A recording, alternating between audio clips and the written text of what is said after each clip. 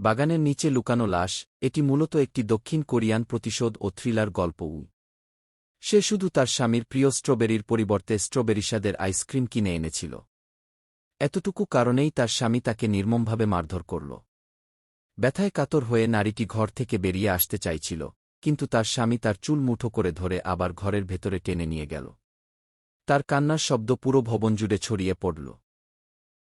পাশের ফ্ল্যাটের প্রতিবেশীরা অনেক দিন ধরেই সন্দেহ করছিলেন যে প্রায় প্রতিদিনই এই নারী স্বামীর হাতে নির্যাতিত হন। একদিন তিনি স্বামীর নির্যাতনের প্রমাণ সংগ্রহের জন্য একটি বাক্সের মধ্যে গোপন ক্যামেরা লুকিয়ে রাখলেন এবং পুরো নির্যাতনের দৃশ্য ভিডিও করে রাখলেন। এরপর তিনি নিজের শরীরের ক্ষত ও আঘাতের ছবি সহকর্মীর কাছে পাঠিয়ে দিলেন। সহকর্মী ভেবেছিলেন হয়তো তিনি বিবাহবিচ্ছেদের প্রস্তুতি নিচ্ছেন।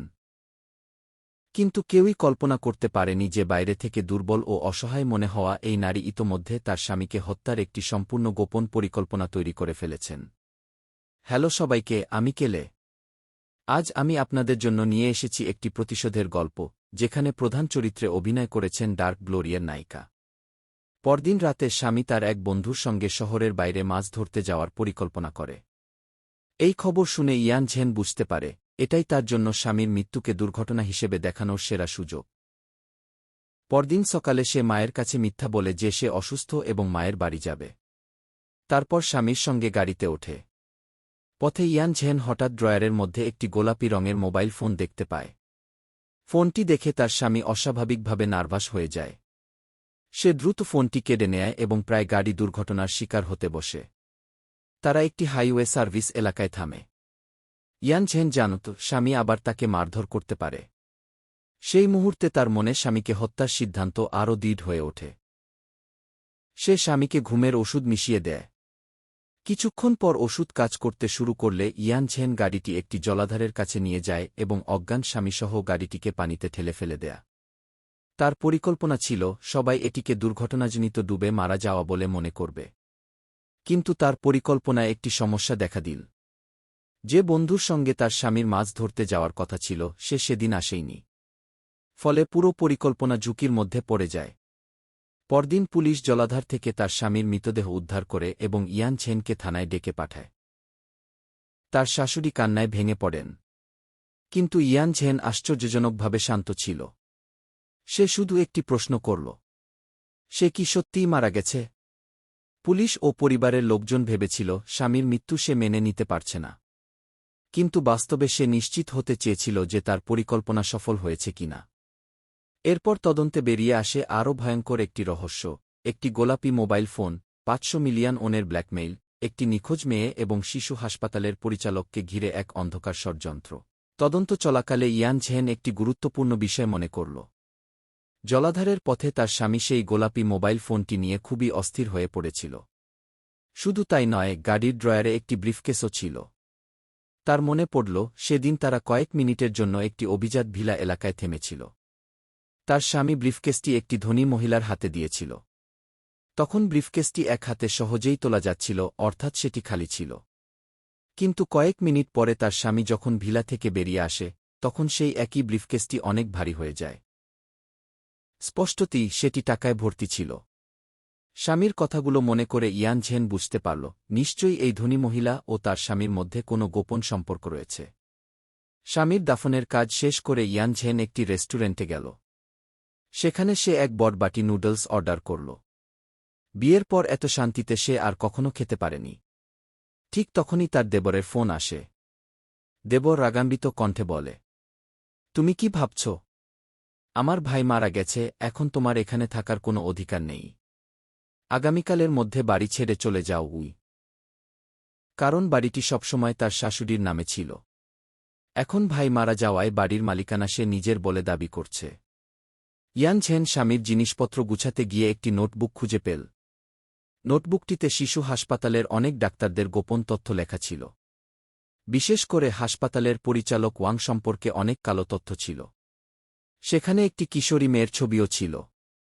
আর সেই বিখ্যাত গোলাপি ফোনটিও ছিল এই মেয়েটির।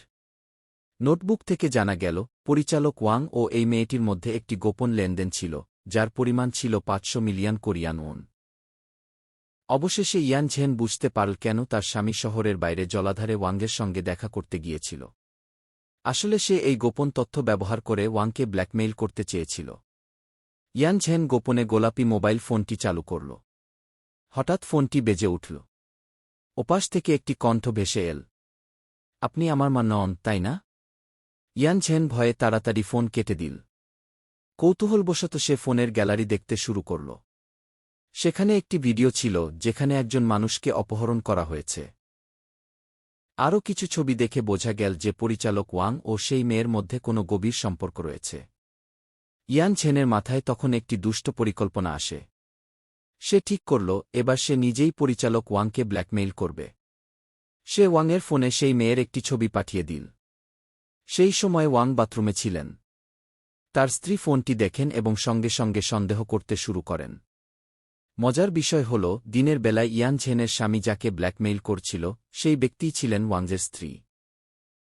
অর্থাৎ ইয়ান ঝেন একই সঙ্গে স্বামী-স্ত্রী দুজনকেই ব্ল্যাকমেইল করতে শুরু করল। গোপন তথ্য ফাঁস হয়ে যাওয়ার ভয়ে ওয়াং ও তার স্ত্রী মৃত ব্যক্তির অন্ত্যেষ্টিক্রিয়ায় হাজির হন। সেখানে ইয়ান ঝেন ওয়াংকে চিনতে পারে। সে তাকে বাইরে ডেকে নিয়ে গিয়ে গোলাপি মোবাইল ফোনটি দেখায়। ইয়ান ঝেন ভেবেছিল এবার ওয়াং ভাই পেয়ে যাবে। কিন্তু তার ধারণা ভুল ছিল। ওয়াং একটুও বিচলিত হলেন না। বরং তিনি বললেন, আমাকে বিরক্ত করার চেষ্টা করো না। তুমি এখন গর্ভবতী। নিজের ও অনাগত সন্তানের কথা ভাবুক। ইয়ান ঝেন হতবাক হয়ে গেল। কারণ ওয়াং ইতোমধ্যেই তার সম্পর্কে গোপনে তদন্ত করেছিলেন এবং তিনি জানতেন যে ইয়ান ঝেন গর্ভবতী। এদিকে অন্ত্যেষ্টিক্রিয়ায় উপস্থিত ওয়াংয়ের স্ত্রী তাদের কথা বলতে দেখে ফেলেন। এরপর তিনি ইয়ান ঝেনের বাড়িতে আসেন। ইয়ান ঝেন তাকে বোঝানোর চেষ্টা করে যে পরিচালক ওয়াংই তার স্বামীকে হত্যা করেছেন। সে গোলাপি ফোনের সব ভিডিও ও ছবি ওয়াংয়ের স্ত্রীর কাছে পাঠিয়ে দেয়। প্রথমে মহিলা কিছুতেই বিশ্বাস করতে চাননি। কিন্তু ঠিক তখনই পরিচালক ওয়াং ফোন করেন। ফোন কল এবং ছবিগুলো দেখে তিনি ধীরে ধীরে বিশ্বাস করতে শুরু করেন যে হয়তো তার স্বামী সত্যিই কোনো ভয়ঙ্কর গোপন বিষয়ের সঙ্গে জড়িত। একজন চেয়েছিল টাকা আদায় করতে, আরেকজন চেয়েছিল নিজের স্বামীর মৃত্যুর সত্য জানতে। এইভাবে দুজন নারী একসঙ্গে কাজ করার সিদ্ধান্ত নিলেন। ইয়ান ঝেন এবং ওয়াংয়ের স্ত্রী একসঙ্গে নিখোঁজ মেয়েটির ব্যাপারে তদন্ত শুরু করলেন। মেয়েটির স্কুলে গিয়ে ইয়ান ঝেন নিজেকে তার শ্রেণীশিক্ষক পরিচয় দিল। মেয়েটির বাবা তাকে ঘরে ঢুকতে দিলেন। তিনি ভেবেছিলেন হয়তো স্কুল থেকে মেয়ের খোঁজে কেউ এসেছে। কিন্তু কথা বলতে বলতে বাবা হঠাৎ বললেন, কয়েকদিন আগেও একজন নিজেকে শ্রেণীশিক্ষক বলে পরিচয় দিয়েছিল। তবে সে ছিল একজন পুরুষ গে। এ কথা শুনে ইয়ান ঝেন বুঝতে পারল যে তার পরিচয় ফাঁস হয়ে গেছে। সে দ্রুত সেখান থেকে বেরিয়ে যাওয়ার চেষ্টা করল। কিন্তু মেয়েটির বাবা তাকে থামিয়ে জিজ্ঞেস করলেন, তুমি আসলে কে? কেন আমার মেয়েকে খুঁজছ? প্রশ্নগুলো শুনে ইয়ান ঝেন ভয়ে কাঁপতে শুরু করল। কারণ লোকটির কণ্ঠস্বর তার নির্যাতনকারী স্বামীর মতো লাগছিল, আর তার অতীতের ভয়াবহ স্মৃতি ফিরে আসতে লাগল। আত্মরক্ষার জন্য সে একটি মদের বোতল ভেঙে হাতে নিল। বাইরে অপেক্ষা করছিল ওয়াংয়ের স্ত্রী। ভেতর থেকে শব্দ শুনে তিনি দেয়াল টপকে ঢোকার চেষ্টা করেন। কিন্তু তার পোশাক আটকে যায়। শেষ পর্যন্ত তিনি নিজের পোশাক ছিঁড়ে ফেলেন, কাঁচ ভেঙে ভেতরে ঢোকেন এবং ইয়ান ঝেনকে নিয়ে সেখান থেকে বেরিয়ে আসেন। দুজন রাস্তায় বসে কিছুক্ষণ শান্ত হওয়ার চেষ্টা করেন। ঠিক তখনই ওয়াংয়ের স্ত্রীর ফোনে একটি বার্তা আসে। ওয়ান লিখেছেন, আজ হাসপাতালে জরুরি কাজ আছে। রাতের খাবারে বাড়ি ফিরতে পারব না ঘি। কিছুক্ষণ পর ইয়ান ঝেনের ফোনেও একটি বার্তা আসে। ওয়াং তাকে কাছের একটি কফি শপে দেখা করতে বলেছেন। কফি শপে দেখা হওয়ার পর ওয়াং বললেন, তোমার স্বামী আমাকে 200 মিলিয়ন ওন দিতে বলেছিল গি। ইয়ান ঝেন বলল, 200 মিলিয়ন নয়, আমি 500 মিলিয়ন চাই গি। ওয়াং অবাক হয়ে গেলেন। ইয়ান ঝেন তখন তাকে সেই মেয়ে এবং তার একসঙ্গে তোলা ছবিটি দেখায়। ছবিটি দেখেই ওয়াংয়ের মুখের রং বদলে যায়। ইয়ান ঝেন বুঝতে পারল সে সঠিক জায়গায় আঘাত করেছে। ওয়াং 300 মিলিয়ন ওন দেওয়ার প্রস্তাব দিলেন। কিন্তু ইয়ান ঝেন নিজের দাবিতে অটল রইল। আমি 500 মিলিয়নের কমে রাজি নই গি। ওয়াং ঠান্ডা গলায় বললেন, তুমি তোমার স্বামীর মতোই লোভী গে। তবে ইয়ান ঝেন জানত না, তাদের এই পুরো কথোপকথন বাইরে বসে ওয়াংয়ের স্ত্রী শুনছিলেন। কারণ ইয়ান ঝেন গোপনে নিজের ফোনের রেকর্ডিং চালু করে রেখেছিল। সে ভেবেছিল এবার তার জয় নিশ্চিত। কিন্তু হঠাৎ ওয়াং তাকে বললেন, তুমি কি ভেবেছ আমি জানি না তোমার স্বামীকে কে হত্যা করেছে? ইয়ান ঝেনের বুক কেঁপে উঠল। ওয়াং আবার বললেন, আমি জানি তুমি তোমার স্বামীকে হত্যা করেছ এবং এখন আমাকে ফাঁসানোর চেষ্টা করছই। ইয়ান ঝেন স্তব্ধ হয়ে গেল। কিন্তু আশ্চর্যের বিষয়, ওয়াং রাগ করেননি। কারণ সেই গোপন তথ্য এখনও ইয়ান ঝেনের কাছেই ছিল। পরদিন সকালে ওয়াংয়ের স্ত্রী বাড়ির সামনে বাগানে কাজ করছিলেন। হঠাৎ তিনি লক্ষ্য করলেন মাটির নিচ থেকে একটি অদ্ভুত দুর্গন্ধ আসছে। তিনি মাটি খুঁড়তে শুরু করলেন। কিছুক্ষণ পর হঠাৎ দুটি মানুষের আঙুল বেরিয়ে এল। ভয়ে তিনি জমে গেলেন। ঠিক তখনই ওয়াং পেছন থেকে এসে তাকে ধরে ফেললেন। এতে স্পষ্ট হয়ে গেল যে তিনি আগেই জানতেন বাগানের নিচে একটি মৃতদেহ চাপা আছে। স্ত্রী সঙ্গে সঙ্গে পুলিশে খবর দিতে চাইলেন। কিন্তু ওয়াং তাকে চুপ থাকতে বললেন। ঠিক তখন তাদের ছেলে স্কুল থেকে বাড়ি ফিরে আসে। মা বাবার ঝগড়া দেখে সে থমকে যায়। হঠাৎ ছেলেটি মাটিতে হাঁটু গেড়ে বসে পড়ে এবং কাঁদতে কাঁদতে বলে, বাবা, থামুন, আমি আর পারছি না। তারপর সে এমন একটি কথা বলল যা শুনে তার মা স্তব্ধ হয়ে গেলেন। সে বলল, ওই মানুষটাকে আমি মেরেছি। কয়েকদিন আগে ছেলেটির সঙ্গে এক সুন্দরী উচ্চবিদ্যালয় পড়ুয়া মেয়ে শিউমিনের পরিচয় হয়েছিল। কিশোর বয়সের ছেলেটি প্রথম দেখাতেই মেয়েটির প্রেমে পড়ে যায়। একদিন সে মেয়েটিকে নিজের বাড়িতে নিয়ে আসে। কিন্তু শিউমিনের আসল উদ্দেশ্য ছিল অন্য। সে ছিল ওয়াংকে ব্ল্যাকমেইল করার পরিকল্পনার অংশ। সে ছেলেটিকে একটি প্রেগন্যান্সি টেস্ট দেখিয়ে বলে, আমি তোমার বাবার সন্তানের মা হতে যাচ্ছি। ছেলেটি ভয়ঙ্করভাবে ভেঙে পড়ে। সে কোনোভাবেই নিজের পরিবার ভেঙে যেতে দিতে চায়নি। রাগের মাথায় সে শিউমিনকে সিঁড়ি দিয়ে ধাক্কা দেয়। মেয়েটি নিচে পড়ে অজ্ঞান হয়ে যায়।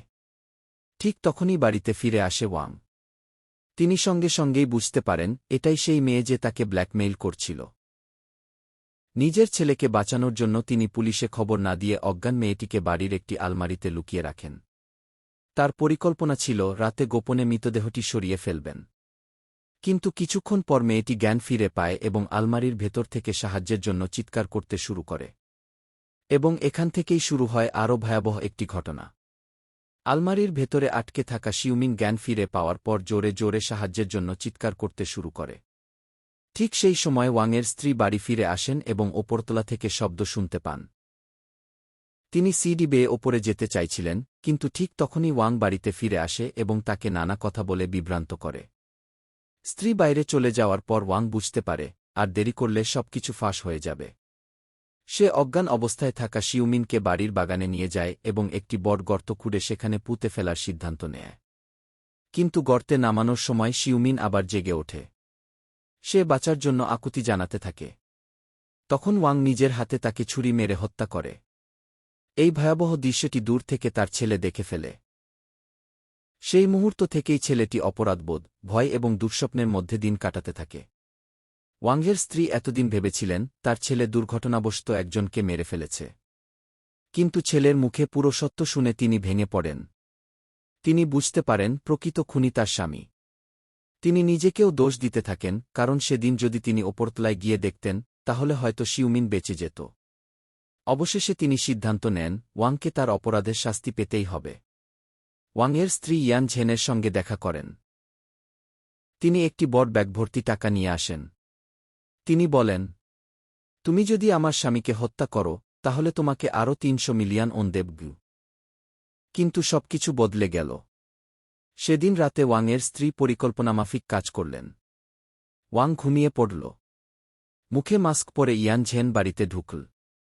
সে কয়লা জ্বালানোর প্রস্তুতি নিচ্ছিল। কিন্তু হঠাৎ ওয়াংয়ের স্ত্রী তাকে থামিয়ে দিলেন। আসলে তিনি তার স্বামীকে হত্যা করতে চাননি। তিনি শুধু সত্য জানতে চেয়েছিলেন। তিনি ইয়ান ঝেনকে লুকিয়ে থাকতে বললেন এবং ওয়াংকে জিজ্ঞাসাবাদ শুরু করলেন। ওয়াংয়ের স্বীকারোক্তি। স্ত্রী জিজ্ঞেস করলেন, তুমি কি সত্যিই শিউমিনকে হত্যা করেছ? ওয়াং দীর্ঘক্ষণ চুপ থাকার পর বলল, হ্যাঁ, আমি তাকে হত্যা করেছি। সে আরও বলল, আমি আমার পরিবারকে বাঁচানোর জন্য এটা করেছি। তারপর সে স্বীকার করল সে ইচ্ছাকৃতভাবেই নিজের ছেলেকে দোষী ভেবেছিল, কারণ সে জানত যদি তার স্ত্রী জানতে পারে যে সে একজন খুনি তাহলে স্ত্রী তাকে চিরতরে ছেড়ে চলে যাবে। কিন্তু যদি ছেলে খুনি হয় তাহলে একজন মা হিসেবে হয়তো সে তাকে ক্ষমা করে দেবে। চূড়ান্ত সংঘর্ষ। ঠিক তখনই ওয়াং বুঝতে পারে বাড়ির ভেতরে আরেকজন রয়েছে। সে খুঁজতে শুরু করে। ইয়ান ঝেন লুকিয়েছিল। ওয়াং তাকে দেখে ফেলতেই সে একটি অস্ত্র দিয়ে ওয়াংয়ের মুখে আঘাত করে। ওয়াং তাকে হত্যা করতে উদ্যত হয়। ইয়ান ঝেন প্রাণ বাঁচাতে দৌড়ে জানালার কাছে গিয়ে সাহায্যের জন্য চিৎকার করতে থাকে। এদিকে ওয়াংয়ের স্ত্রী পেছন থেকে তাকে থামানোর চেষ্টা করেন। দুজনের মধ্যে ধস্তাধস্তি শুরু হয়। ঠিক সেই সময় পাশের বাড়ির প্রতিবেশী ইয়ান ঝেনের চিৎকার শুনে পুলিশে ফোন করেন। ওয়াং জানালার পাশে দাঁড়িয়ে ছিল। সুযোগ বুঝে তার স্ত্রী তাকে জোরে ধাক্কা দেন। ওয়াং নিচে পড়ে যায়। তার মৃত্যু হয় ঠিক একইভাবে যেভাবে শিউমিন সিডি থেকে পড়েছিল। এ যেন তার নিজের কর্মেরই প্রতিফল।